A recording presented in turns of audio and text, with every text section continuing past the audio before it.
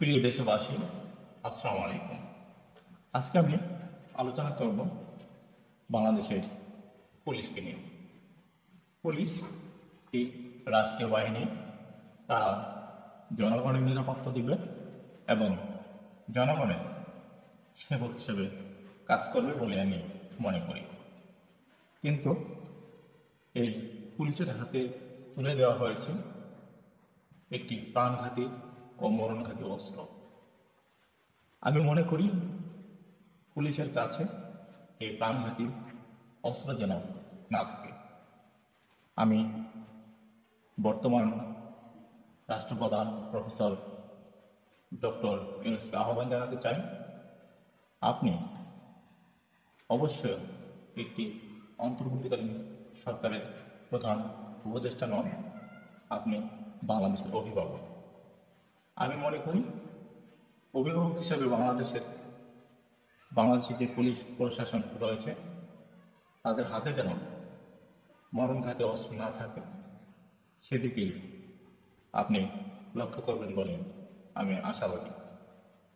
আরও একটি কথা বলতে চাই, সেটা হলো পুলিশ একটি রাষ্ট্রীয় বাহিনী। একটি ডেমোক্রেসিক সিদ্ধান্তের মধ্যে দিয়ে পুলিশকে কাজ করতে হবে, সেই মনোভাব নেই পুলিশের চাকরি করা উচিত বলে আমি মনে করি।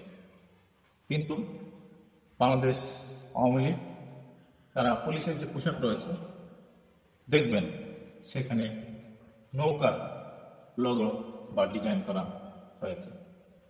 তারা কি আওয়ামী লীগের পুলিশ নাকি বাংলাদেশের পুলিশ? আমি মনে করি তারা যদি আওয়ামী লীগের পুলিশ না হয়ে থাকে, অবশ্যই পুলিশের যে পোশাকে একটি লোগো রয়েছে সেটা বাংলাদেশের মানচিত্র হতে পারে, এটাই হওয়া উচিত। কিন্তু তারা পুলিশের পোশাকে লাগিয়েছে নৌকার প্রতীক। তাহলে কি আমরা ধরে নেব এটা আওয়ামী লীগের পুলিশ?